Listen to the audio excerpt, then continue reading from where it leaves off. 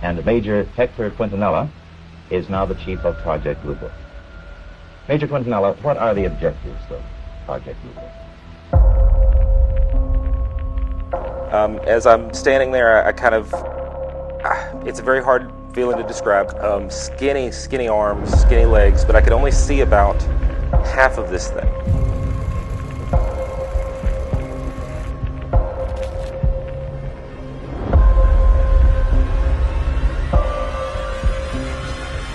It was just an eye-opening experience. There was a ship coming over the house.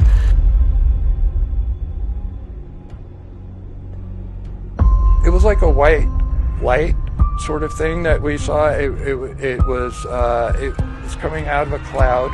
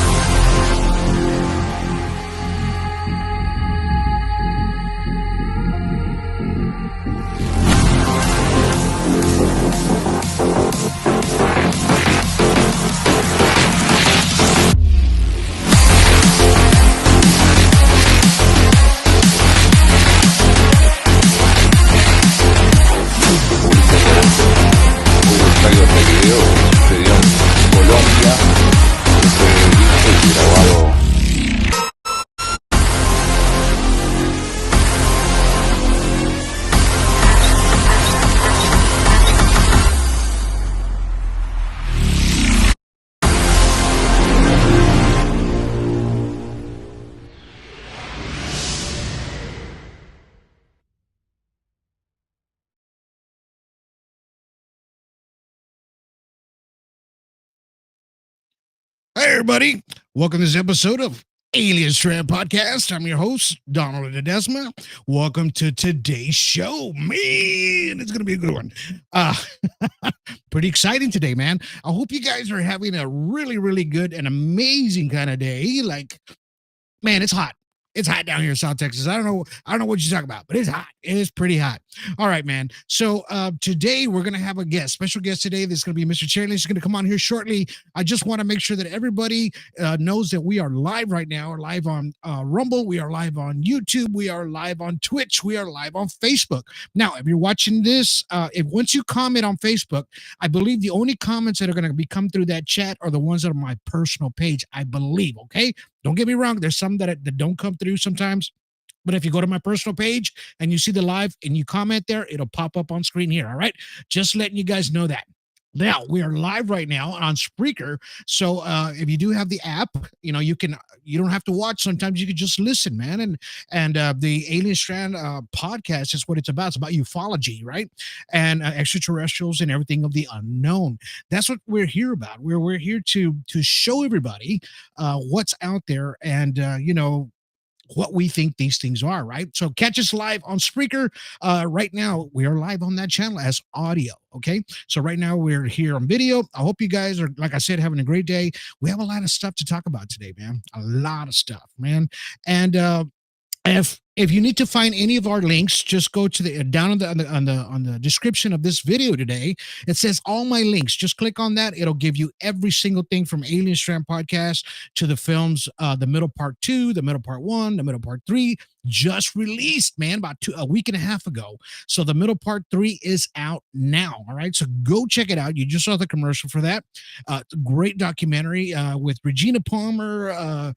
Yeah, let's see who's on there. Nat. Nash. Mr. Nash was on there, Jameson, and William Rathbun, he was on there as well, and then of course Mr. Chris Hamill, he was our UFO analysis expert on that. So anyway, go check that out. Give us a thumbs up after each one that you watch on the Amazon Prime video and on the app. Give us a little review. We really appreciate it. All right. So, there's been a lot of UFO activity out there, extraterrestrial, of course, and the things that kind of give us that, whoa, what was that kind of moment, right? And it's hard for folks to understand or even fathom exactly what they're seeing sometimes, right? And how do we explain these things? Sometimes we can, sometimes we can't, right? It's like Terry Linch says, he says, we might know some things, but we're not going to know everything. And we're going to admit to that. We're not going to know everything. We might have not the answers that you're looking for, but we'll try to get as close as we can to what you're looking for. Now, I've been getting a lot of not phone calls, but instant messages. People are just kind of having this kind of weird feeling, right? This kind of moment of like an uneasy feeling, right? And it's kind of giving them a little bit of a negative vibe too, as well, right? Kind of attaches itself. Can it be paranormal or can it be extraterrestrial? I don't know, man. That's the possibility that we're looking at here of what it could be, right? And like I told you before, these things in the films, the middle 2 and 3, they coincide together, paranormal and extraterrestrial. And I think it messes with your frequency as well, man, and your psyche a little bit, right? And your subconscious levels where we're trying to, like when you're getting sleep subconsciously, right? These things can affect you. You're not there. You're kind of there, but you're not, right? And it affects you, right? So, and I just want everybody to be out there, be positive, be vigilant, just stay positive, man. And good things, give the good frequency out there and you will get that reciprocation in return. Okay. So just stay positive. Things will be amazing. All right.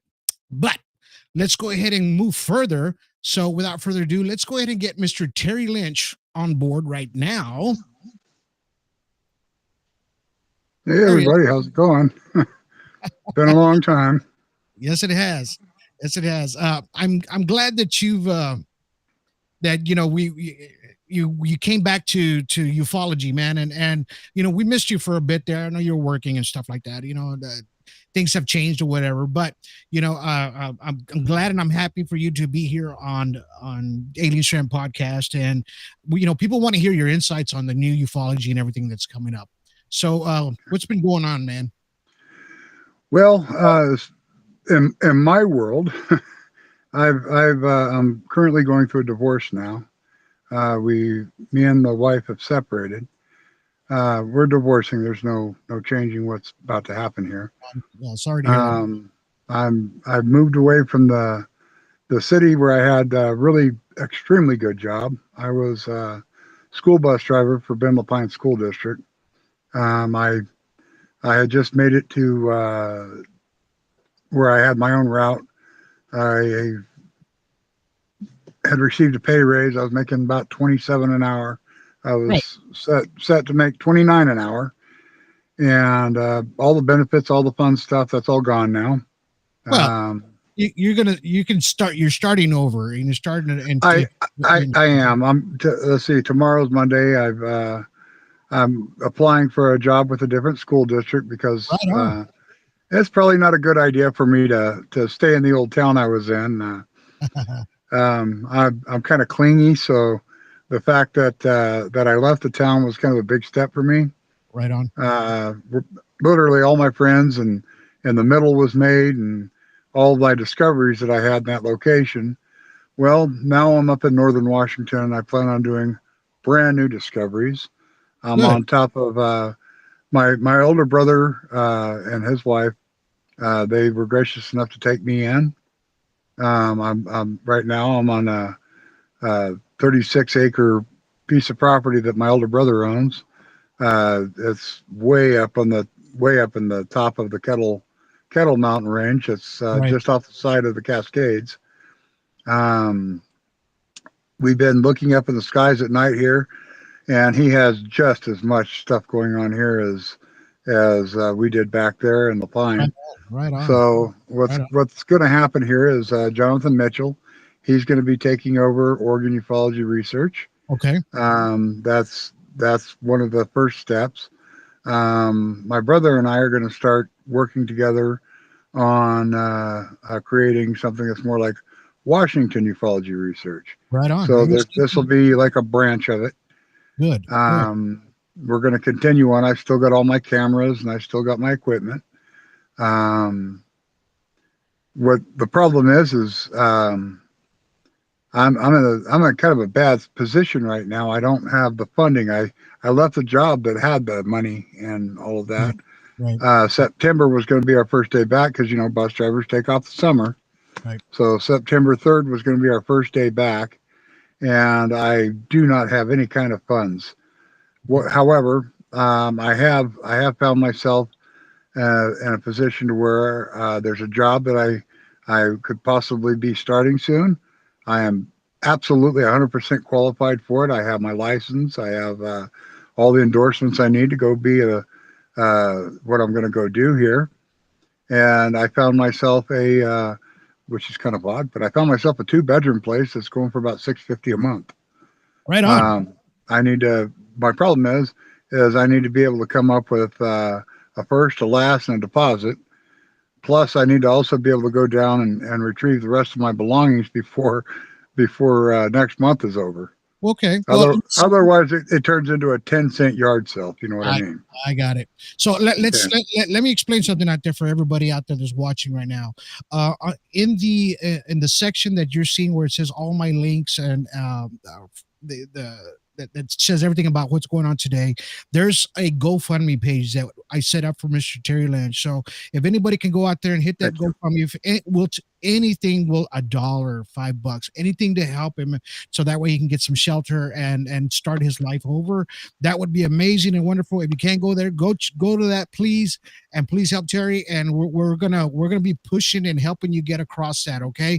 Across that hump, because we know you're there. We love you, and we love the ufology that you've done and everything from the middle. Now, thank you so much.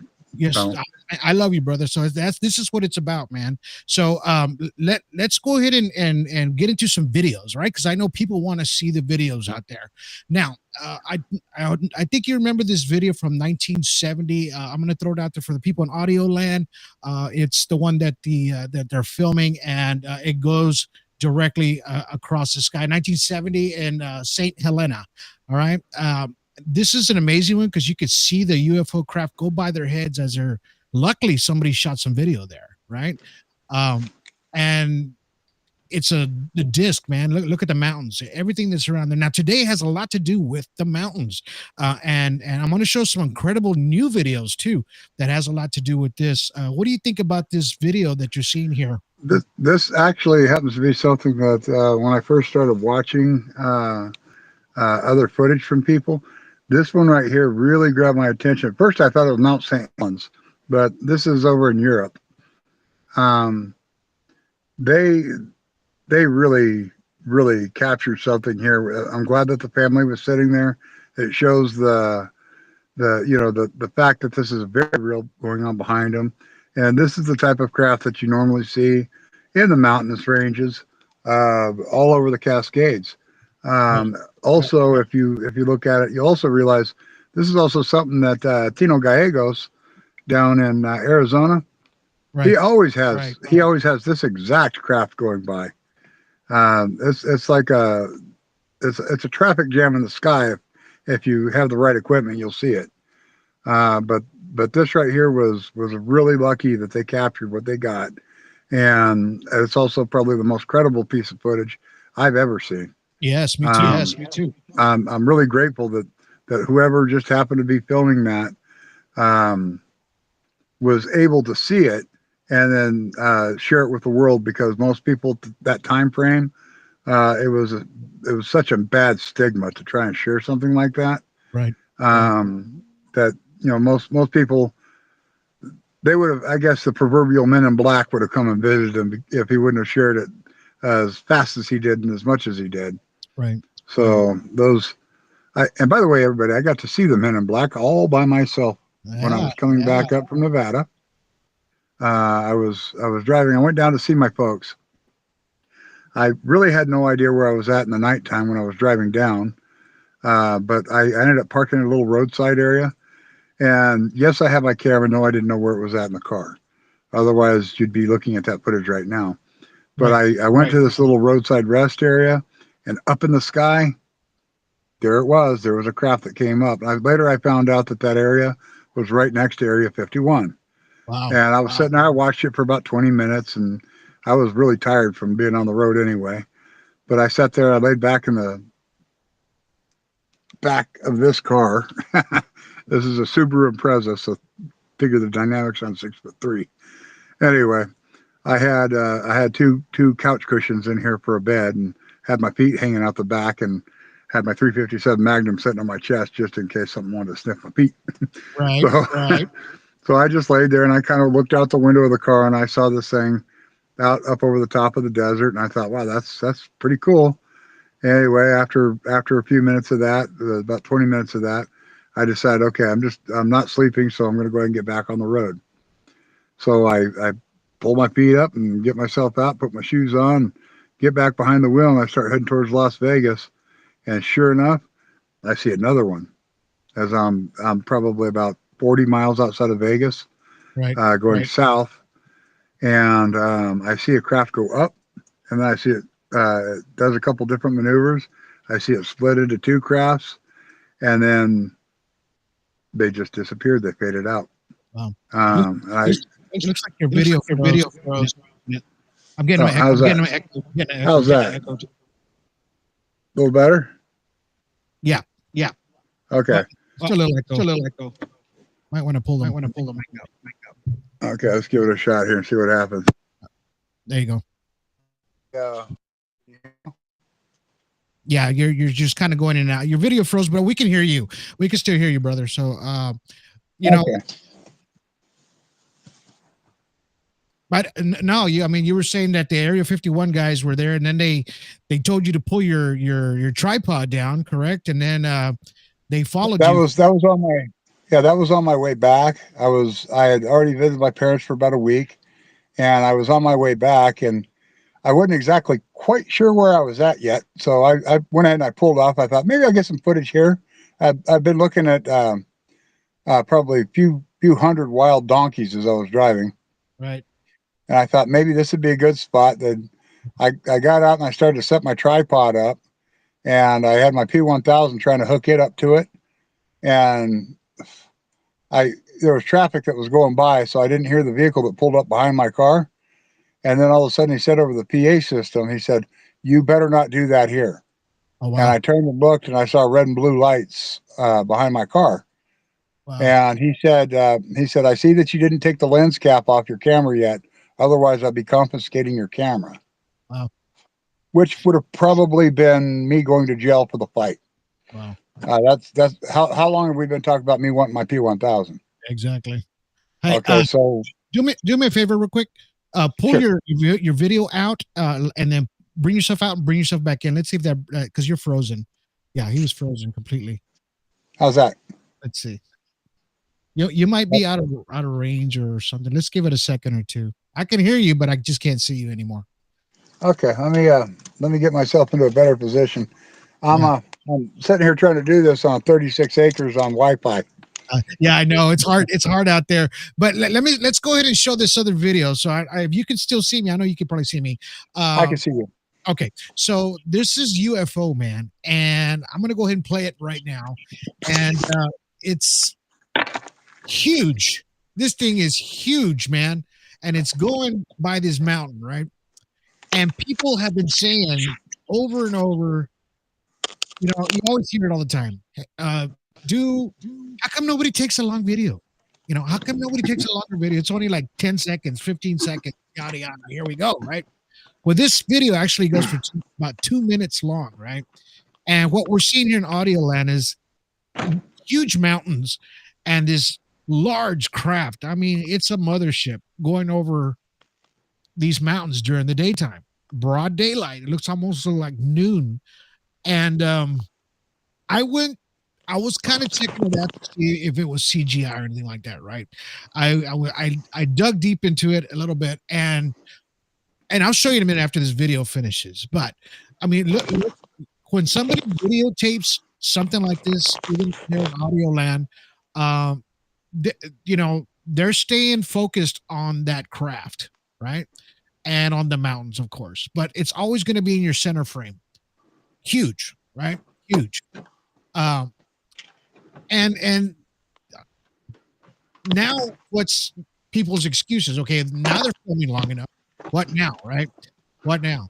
And just keep watching this video as it plays, because you can see the scale of this thing and how big it is. Now you're starting to see a little bit, bam, it takes off, right? So, and that's the crazy part about that video, right? I don't know if you got to see that, Terry, but that thing was huge, going over that mountain. And what I was trying to explain was that, okay, is this thing CGI or not? Right? You can pretty much tell sometimes, right? And what I did was I went into Spectrum Blue, right? So I used my own analysis, right? And I was able to show you this, right? So nice. And then I start adding a little bit more, and now you start seeing the disturbance that's inside of this craft, right? So all the little squiggly lines, everything, it shows there's a disturbance there, right? Usually when it's CGI, you're not going to see that. You know, it's going to look like the big squares that are around it, right? Yeah, that's the electromagnetic field. Right. So this is what I did with that craft. I zoomed in on it, and I was like, well, let me see if this is real or not. And I zoomed in pretty good, just to see if there was even outside of the craft, if you know how you can see the DPIs, the small dots per square inch, right? That's what you're looking for. Everything blended in so freaking perfectly. And I was like, you know what? Whatever this thing was, it was freaking huge, right? Going over this house. Now, I'm going to give you this other spectrum. This one's going to be an infrared, all right? This one's an infrared. So now you start to see there, that's the actual infrared of the craft. You can still see the electronic magnetic field around it, but you can actually see all the disturbances that are in the middle of it. Right. So, you know, and thus this thing is huge, man. I mean, I can't even. I can't that really is big. I mean, when we see the video of it, it's like huge, right? And I mean, look at the video how it goes over the mountain. Look at the scale of it towards the mountains. That's a pretty good chunk of that mountain size. Yeah, and that mountain's huge. Yes, it is. So, and that, by the way, can you see me now? I cannot. No, I can't see you at all. Period. Lost video feed, but I can hear you just fine. Okay, that works. That works for me. I can see everything that's going on there. Okay, good. Okay, just so everybody knows, this is the scale my studio went down to. I'm in the woods. That's fine. I don't even know where my laptop's at right now. So, and you're seeing this craft how it's slowly moving across the sky, and this is broad daylight. You know, just the scale of this thing is unbelievable. And first thing I thought was CGI, but it just doesn't seem CGI-ish after I started using the analysis on this actual craft. So, I mean, what do you think, Terry, about this? You know? Well, this would be something that, from the scale of this thing, this is probably a craft that has a bunch of those spheres, carries a lot of them. And I think that those spheres probably go out and they're like the drone of this craft. But this right here is definitely something that you'd almost want to call it the bus, because it would have more space there for quite a few of whoever the beings are that are inside of it, and they would be able to do a lot more with it. So it's, to them, that might be like a small city up in the sky. Right. When they've got something that size. I'm looking at the size of that as it was passing that mountain. You can only imagine. I mean, literally, you'd have to imagine, because we don't know. but you can only imagine what something like that would be used for. Um, I'm assuming that that's something that they'd probably use for research on us, Yes, and you know, exactly. something for research on us. Exactly. You know, and luckily we have these kind of apps, you know, to where we can actually look and see if these things are real or not. You know, it didn't tell me exactly who caught this craft or whatever. I was looking for the name or the person that actually filmed it, and it really wasn't there. Now, of course, we get crafts that sometimes the footage is pretty darn good. Here's another one that I'm going to show you guys out there. So out there we got Ryan Keaton, we got Ani Ball, we got Rodney Thomas. Hey, my brother, he's got an amazing show. Go check him out. You know, we have, let's see who's out there. Everybody's out there, man. Man, everybody's just chiming in. Thank you guys for that. I appreciate it. But by the way, everybody, thank you for all your wishes and things. When I didn't realize I was a missing person. By the way, Yeah. I had no idea that I was considered a missing person. I absolutely loved hearing the different ideas of what happened to me. Right. That's kind of cool. There was search and rescue went up top of Polina Peak, and there was a lot of the people from the town of the people from the town of Lapine that are friends of mine that also went up there looking for, like, maybe if my car went off the ridge, or there was other things that were being said that were kind of dark. I mean, I'm in the middle of a divorce, and people thought I had done something that was, like, really bad. I would never ever do that, folks. I would never do what was being said by my ex.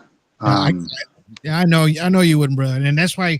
I mean, we were looking for you, but I'm glad we found you. I'm glad you popped up. I mean, you weren't really lost; you were just looking for other things. But Right, yeah, I had my own kind of agenda. I was trying to take things on head on, and apparently, I forgot to tell people when I take things head on that I might shut my phone off. right. So, Rodney Thomas out there saying, when you put the image in infrared, you could almost see the internal markings on the craft, particularly the middle part of the craft on me in the diagram of Bob Lazar, which one showed off. He says, Ryan Keaton says, "You're good, brother. We're glad you're okay." So, you know, Ani Ball's out there saying, Thank you, Ryan. exactly.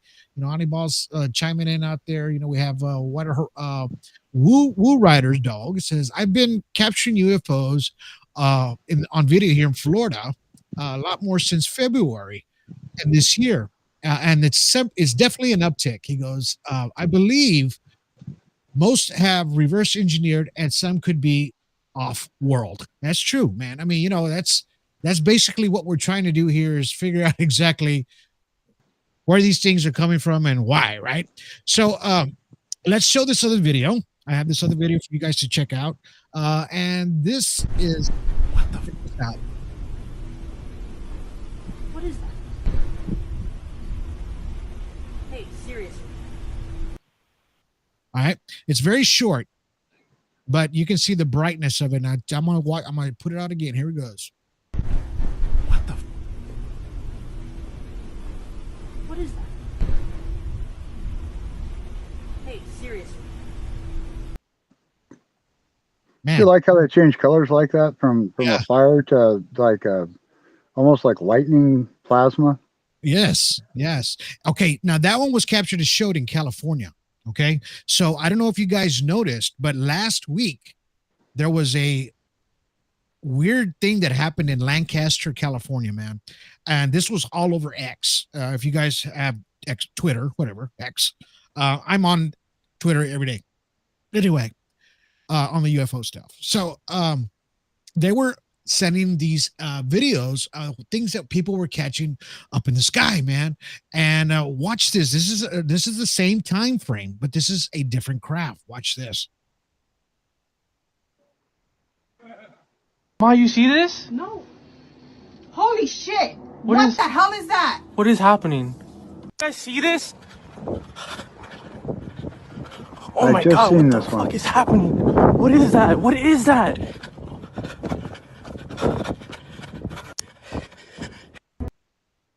So Yep, you see I that? just seen that one. Yeah, I just seen that one recently.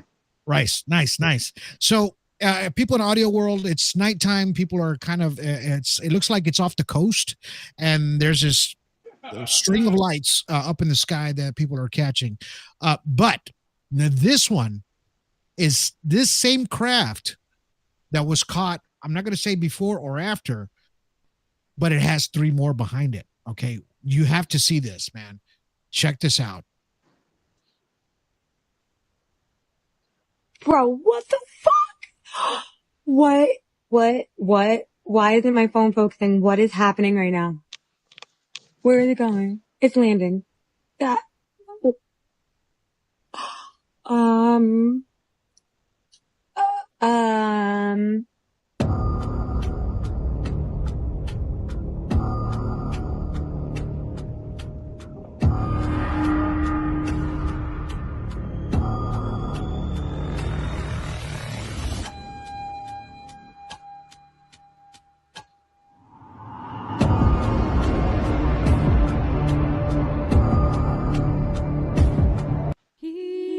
All right. Did you see that? Yeah, what was the exact location of that one? That's Lancaster, California. Lancaster, California. Yeah, that's 3 different videos from 3 different people right off the coast of Lancaster, California that they were catching this thing.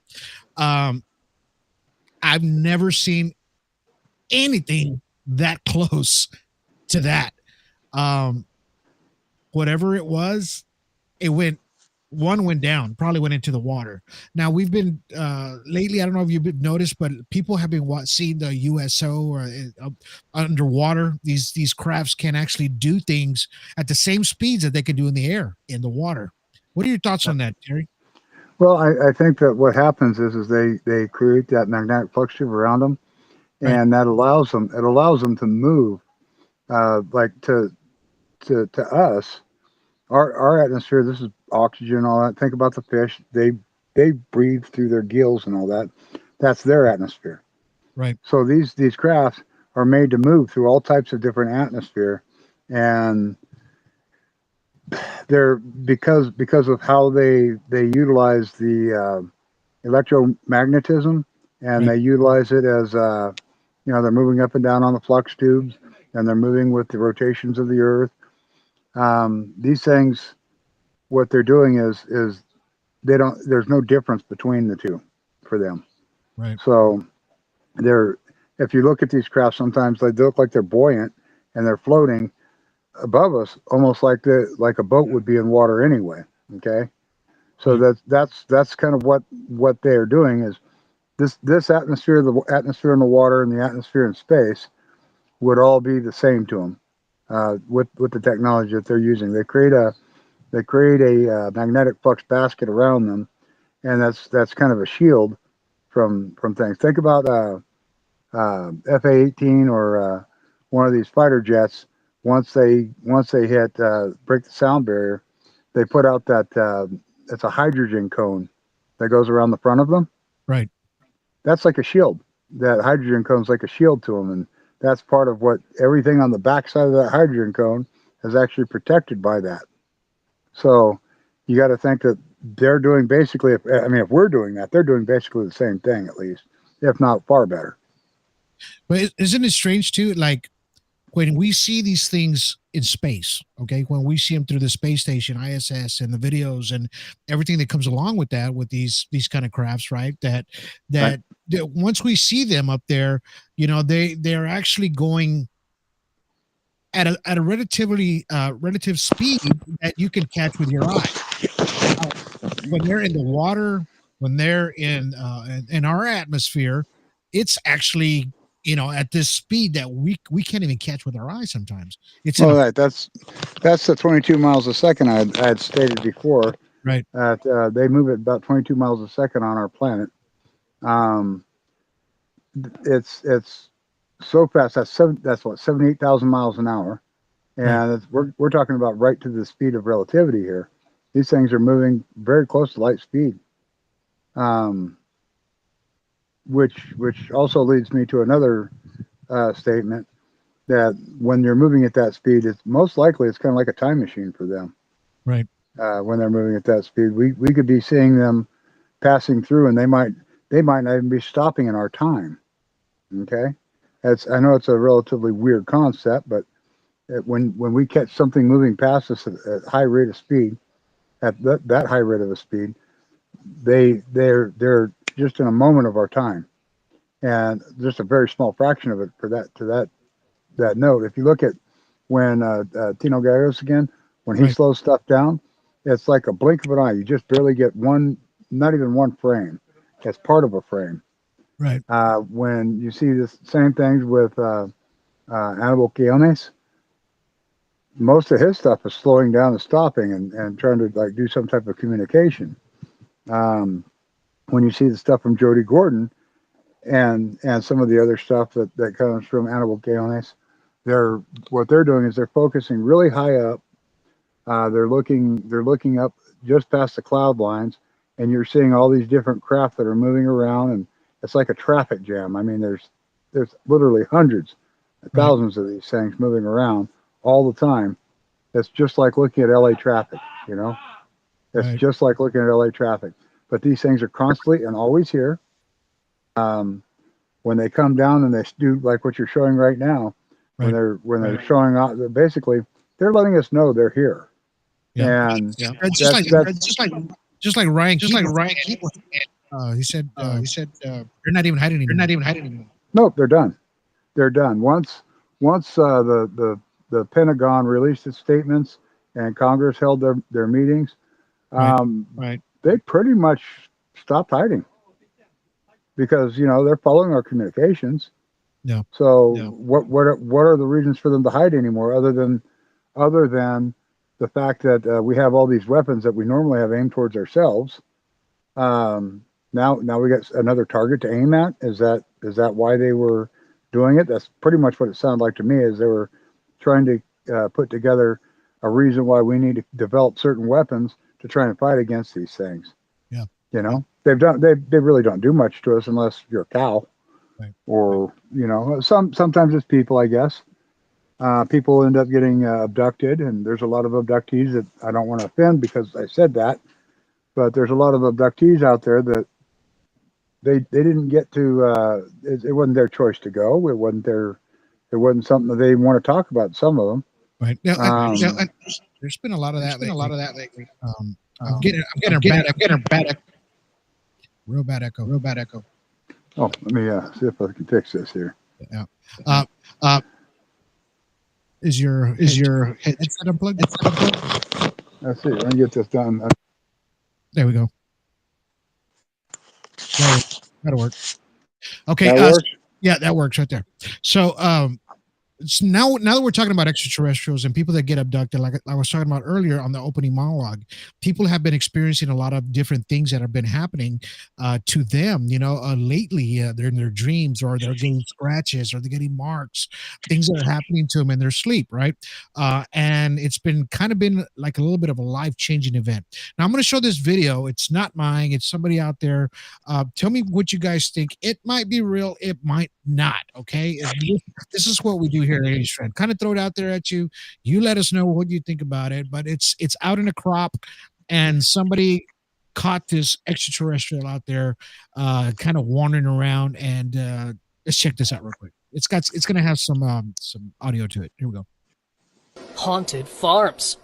In June 2023, a local from New York claimed that he had encountered aliens, and surprisingly, he had a video to prove his claims. In the footage, he can be seen walking by some tall fields when this odd face emerges from behind the vegetation. It had this alien-like form that we all have been familiar with since the start of times. The man was completely startled and even ran away. But curiosity got the better of him as he came back to inspect more, and the alien creature was still standing there. I must say, this guy's got nerves of steel for confronting an alien face to face. The creature kept moving while keeping eye contact with the guy, and then it disappeared.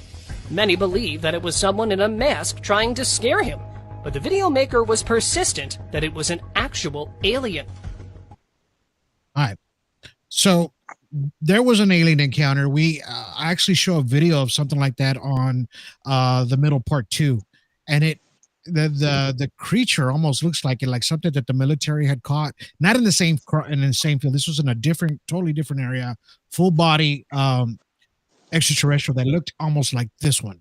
Okay, what are your thoughts about this one, Terry? I'm thinking like that looked like that Zeta Reticula type. That right. It looked like a much smaller version, not a really tall gray. Right.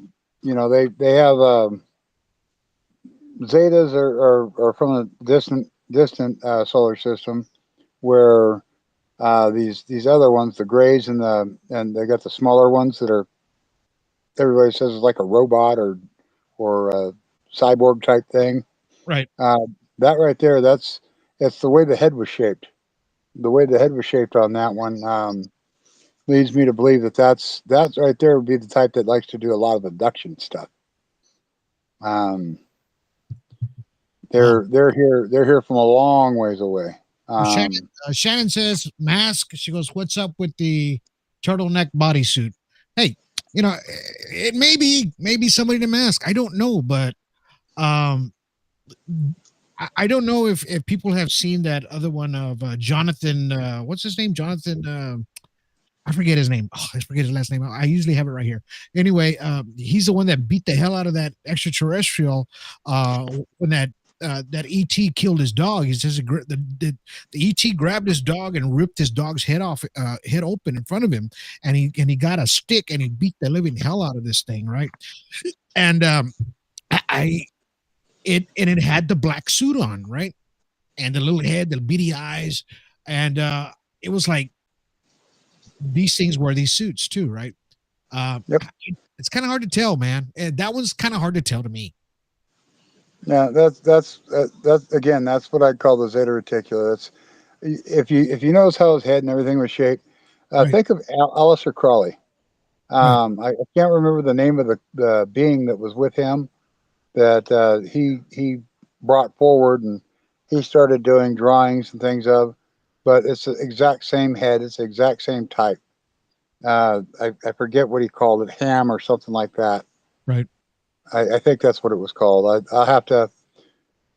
Again, all my belongings are inside of a bunch of bags, so it's going to be a while before I get to break out my big library of books and be able to get back into the different things. But I do have Aleister Crowley's book. Right. Same as the Vonage manuscript, and all those wonderful things are just tucked away and hidden from me at the moment. Well, I think the guy I was talking was Jonathan Reed. This is not the alien, but this alien, if you look at the Jonathan Reed, I think that's his name, that he beat the living hell out of it. It almost looks like this alien too. It does, but it has like smaller eyeballs, right? Like real thin slits for eyes, and even in the mouth. I didn't see any nose on that one, but the next one we'll get another one on there. But this is what it reminded me of. I always save that one because the comparisons to different extraterrestrials, like this one that I always bring up, because we see different kinds, right? To what they actually could be. Now, there is I'm going to show you one more video. No, there's still two more, but I'm going to show you another video. This is from a guy that you're going to like, that and he talks a little bit about extraterrestrials that are among us, right? That walk among us, right? On a daily basis, that he's trying to explain what Mr. Bigelow was telling him. So let's watch this real quick. Bigelow said to me, "They're walking among us." I said, "What do you mean they're walking among us?" I said, they're walking not getting among any us. Audio. They live right here, kind of thing. So again, I'm looking at him going, I need to see, and I'd like to see some proof of that. Right. But then he said, we've done studies. We've done extensive studies on the impacts that this story would have on the general population globally. And I said, Interesting. Okay, well, like what kind of studies? He goes, well, you take Iran-Contra and you take all these other like super big scandals and you multiply those, every one of them that's ever happened in the history of mankind, modern history, and then you multiply that by 1 million, and that's the impact, according to our studies, that this reality would have on the general public. He said the economy would collapse, organized religion would collapse, and he just rattled off all that. Like, again, I'm not saying that I believe this. I'm just telling you what he said to me. So what do you think about that, Terry? Well, I had no audio on it. I don't know if anybody else did. Okay. Yeah, he was, well, I don't know if you were reading it, but he was pretty much, Bigelow was just telling you that these things walk amongst us, daily, right? And they could be changing things as they happen, right? Because if we saw them for who they really are, then, it would be almost catastrophic in a sense to ourselves, right? As far as like he talked about the economy, the religion, things like that would kind of be taken away because it's like, wait a minute, what are these things? They're not human, and where do they come from, right? So, and that's pretty much what he was trying to say. What Bigelow was trying to tell him, as far as that. Can you hear me, Jeff? Yes, I can.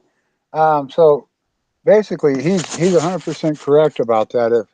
If all of a sudden they sent down diplomats from their wherever they're from, or whether they're from inside of Earth or they're from wherever they're from, it would 100% change the way we look at religion and our politics and our government, and even our monetary system would be affected by it. The fact of the matter is they're doing this, and they've been doing this for such a long time now that we have to accept it as people. We have to accept what we're seeing as far back as Nimrod and further. That there's ancient beings that have been all over this planet since the beginning of our time, and probably even sooner than our time. They manipulated our DNA to create a slave race, which would be us. We were used to harvest gold out of the mountains for them and out of the earth, according to the things that's been written. And you know how they say the writing's on the wall? Yeah, the writing's on the wall. It's been there. It's been there. Even the Egyptians tell us the same thing. The Native Americans tell us the same thing. The Mayans tell us the same thing. Inca, all of them. Every one of them's told us the exact same thing, that we've had this relationship. The only time that we haven't had this relationship is, well, when we started having a government that had a nice big military with planes and all kinds of stuff that says, nah, we never had that relationship. Right. And then everybody puts a stigma on it. And once that's done, and you're told that you're crazy if you see this, everybody looks the other way. They don't want to see it, and if they do see it, they certainly don't talk about it. Exactly. So, yeah. Well, and that's true. And I told this story on my last podcast. I don't know if it was on the audio or the video. I'm trying to remember which one it was, but that this guy was saying that I was reading on it, and he said, that these extraterrestrials, there are looking ones that do walk amongst us as well, right? And he says that if you, as a person, and you think that this person in front of you is an extraterrestrial, he says, walk behind him, and then with your thoughts, you tell it in front of you, I know you're an extraterrestrial. And if he turns around and looks at you, well, there it is. You got your answer, right? And that's how they answer you, because that's the Palladian. Yep. Right. So, I mean, this is what he was kind of giving some intelligence of exactly what was happening. Now, there was this small article as well. I'm going to see if I can bring it up on my screen so you guys can check this out. And it's going to kind of coincide with what we're talking about a little bit here today. And, about extraterrestrials actually living around us and amongst us every day without us even knowing, right? And people have been talking about it lately. They have been talking about it. And how do you not think about that sometimes, especially us in the ufology community? We're not crazy. We don't wear tinfoil hats, things like that, right? We're just trying to give you exactly what we're seeing here. So this article right here, I'm going to read a little bit to you. And it just tells you what they're thinking about extraterrestrials, right? It says A new paper research of the Harvard University of Human Flourishing Program posts that unidentified anomalous phenomena, UAP, most commonly referred as UFOs of extraterrestrial beings, could be living underground or on the moon or even walking amongst humans, right? The research also explores the idea that UFOs and unidentified aerial phenomenon could and spaceships be visiting Earth-based alien friends. In other words, people that were or not people, but extraterrestrials that were already here, right? So they have this. It says the paper states the author became increasingly aware of the depth of the evidence of the theory and intently supports the extraterrestrial explanation as crypterrestrial hypothesis, right? Our focus in which it holds UAPs reflective of NHI, this is concealed here on Earth, underground, and its environs, right? So, and it kind of gives you an explanation of what they think that these extraterrestrials are, right? Like number one, human cryptestrials, right? A technology advanced ancient human civilization that largely destroyed long ago, right? It's what you talked about. It says, but continue to exist in remnant form. It says humanoid of theropod cryptoterrestrials, a technologically advanced non-human civilization consisting of some terrestrial animal evolved in the stealth, right? This could be like ape-like humanoid descendants of an unknown, like an intelligent dinosaurs, in other words. That's what they're trying to tell you in this one. Or former extraterrestrial or extraterrestrial cryptoterrestrials. All right, here we go. We're getting to bigger, better things, right? Different names.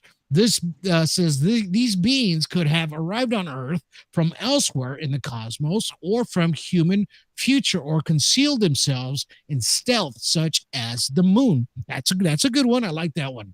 And then we have the magical cryptoterrestrials, entities that are less like homegrown aliens and more like earthbound angels. These beings can relate to the human world in ways that less technological and more magical, such as fairies, elves, and nymphs, whatever the hell. Okay, so in other words, so they pretty much gave you what these things could be, right? Living amongst us, right? What are your thoughts on what I just read?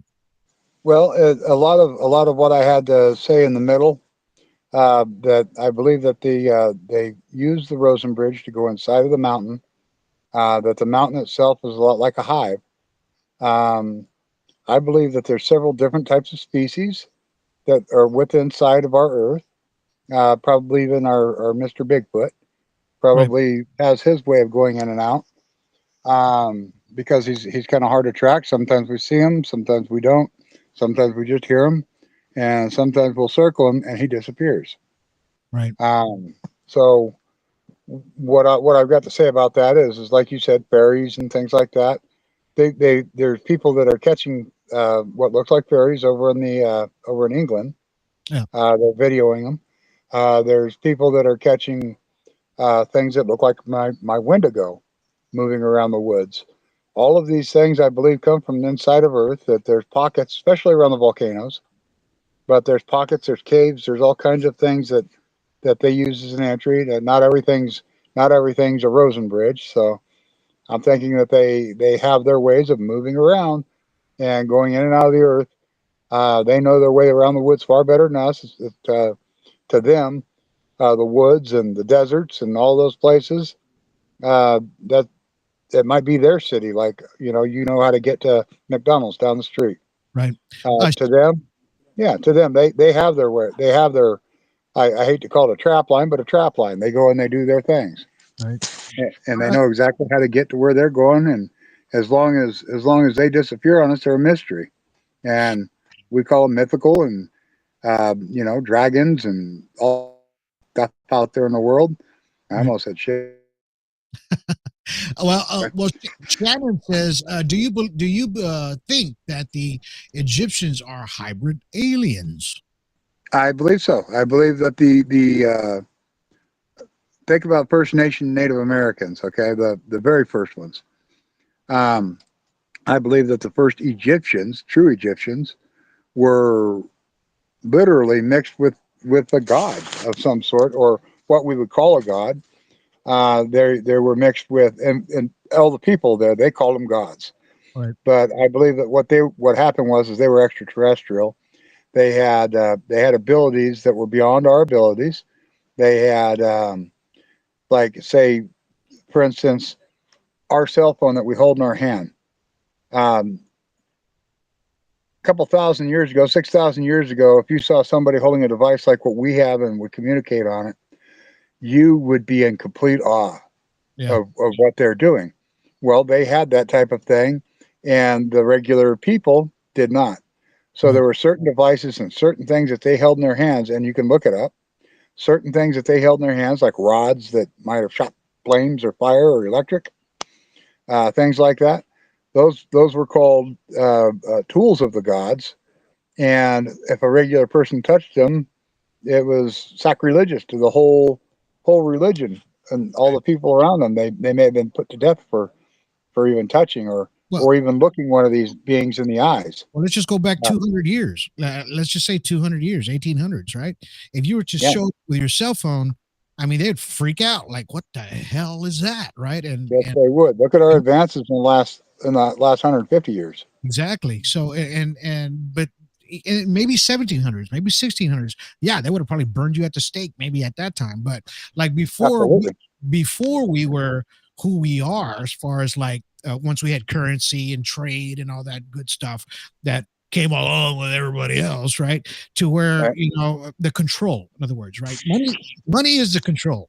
It is the control. I hate to say it that way, but it is. And once currency came in and everything, it kind of changed the way we are as human beings.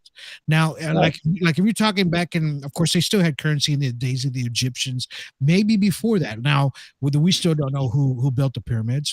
It's still speculations up there, right? I mean, it's kind of hard to tell if those things were there thousands of years before. We're already starting to go back 10,000 years, 15,000 years to things that are finding underground, right? Yeah, look at Machu Picchu and Pucapuma. Right. All those two locations. Exactly. As well as the Moai out on Rapa Nui. Exactly. Okay, that's another good for instance. Exactly. And I got one more video to show you. And the reason I brought those the deal with the extraterrestrials and if they live amongst us, and you even said yourself that these things are coming in and out of the earth, right? This video is going to blow you away. I don't know if you've seen it before, but check this out. Tell me what you think. I'd save the best for last. So here we go. Right on.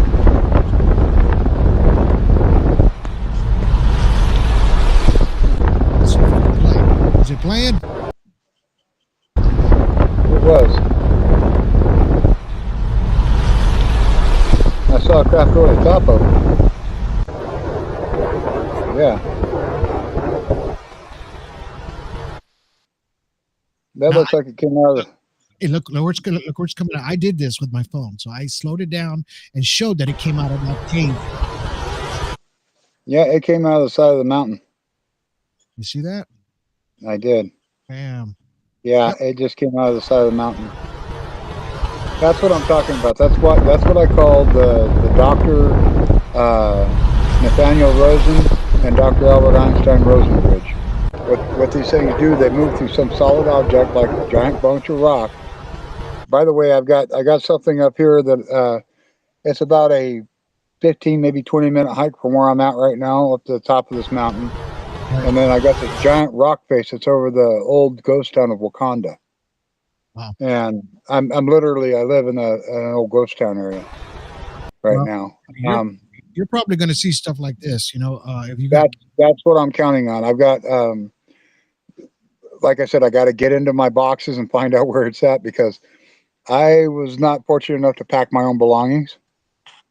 Right. But I know that they're there. And I have my infrared from, it was a gift, infrared and night vision from Annabelle Quiones. Right. And I also have, luckily I grabbed my P1000 and I've had that with me. I've been holding on to that with bare, white knuckle in it, making sure I keep that in my hands. All right.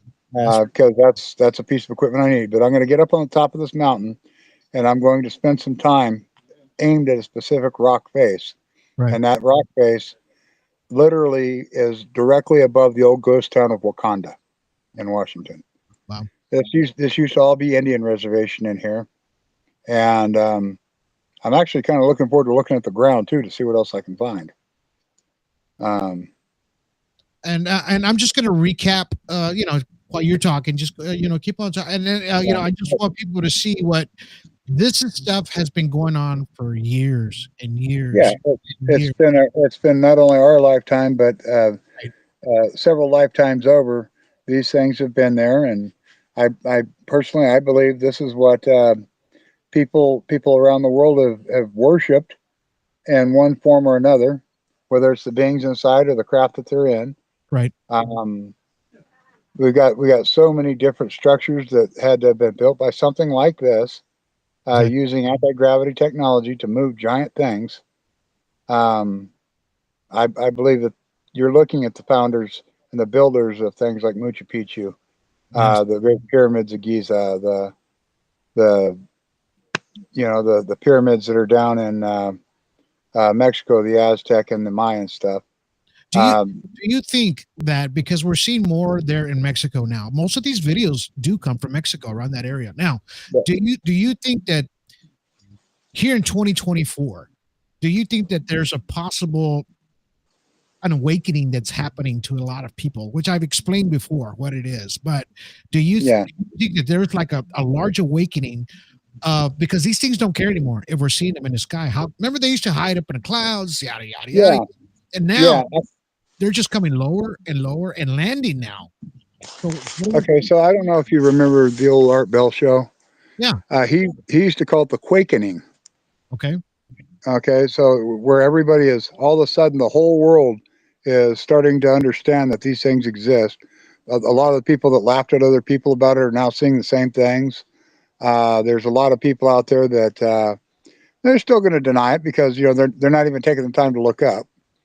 So, but I think what's happening now is these things are making it a point to show themselves to let the other people know, we're here, we're not going anywhere, and pretty soon we're going to either have a peaceful meeting or a non-peaceful meeting with them. I'm not exactly sure which direction to go because I haven't had any actual confrontation. The one that I did see eye to eye smiled at me. Okay. It seemed friendly, scared the crap out of me, but it seemed friendly. But it actually, when it looked me in the eyes and I looked it in the eyes, I'm not sure if it was because it was like reading my mind that blushed or something. Anyway, but it smiled at me. Wow. It had a very diverse effect on the rest of my life. I've been fortunate enough that I believe because of that eye-to-eye contact, I've been able to see things that most people don't. I know how to use for instance, satellite imagery. I know how to use it better than the average person. I know how to use video. I could be watching regular television and I can see craft go by if they're filming outside. It's people just don't know, or their eyes aren't trained to see it. Because of what happened with me, my eyes are trained to see it. It doesn't really matter what speed they're going by. And I think that other people, when they see it, they start seeing it the same way I'm seeing it.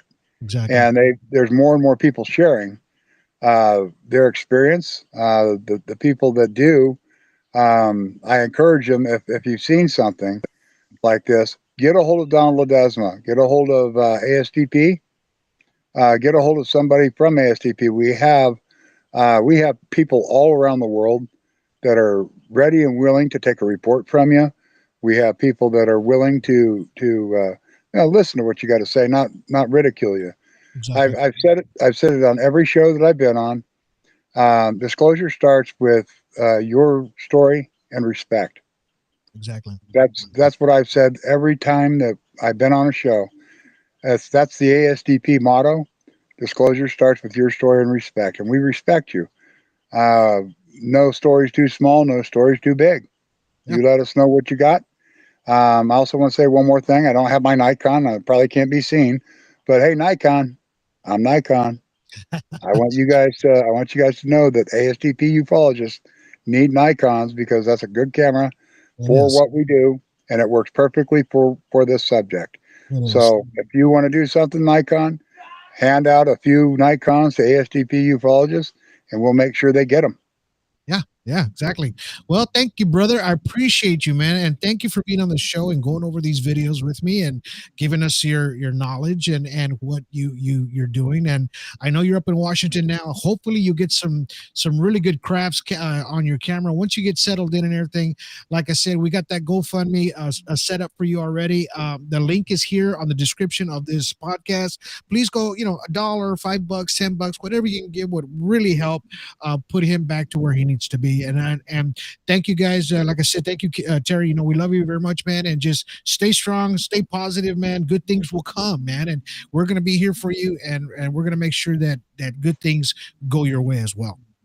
Thank you, everybody, for the help on the GoFundMe. I really need it. I'm desperate. Right on, brother. Right on. All right, brother. Well, we're going to let you go. And, I just want to thank everybody that was watching today, Anibal, Ryan Keaton, Shannon, we had a bunch of people watching out here today, and I love this because, everybody gets to just to say what they want to say, and Cindy's out, Grigsby, she's out there. Thank you for watching, Cindy. We appreciate you. My sister Donna was watching. Thank you. And, it's just a wonderful thing that people can come back and enjoy Alien Strand podcast. You're actually listening right now on Spreaker Live on audio. For you guys who are out there, be safe on the road. If you're listening, thank you for listening to the show. If you love the show, give me a thumbs up, man, on this show, on Rumble, on YouTube, on Twitch. We're not on X anymore ish. Okay, we will be later. But anyway, thank you guys. Appreciate you. And we'll catch you guys on the next one, and hopefully we get Terry back on his feet. We're going to get everybody back on their feet, and then we're going to start this all over again. Like I said, watch the middle part 2. Part 3 is out on Amazon right now. There's going to be links to that as well. Just go where it says all my links at the very bottom or the description of this page. I appreciate you guys. Good night, fellas. Good night, everybody. Women, children, everybody out there. Have an amazing evening. And until then, you guys have yourselves a good day. Have yourselves a good evening. And have yourselves a good night. We'll see you guys later. Have a good one, man. Love you guys. See you later. Bye-bye. I think watch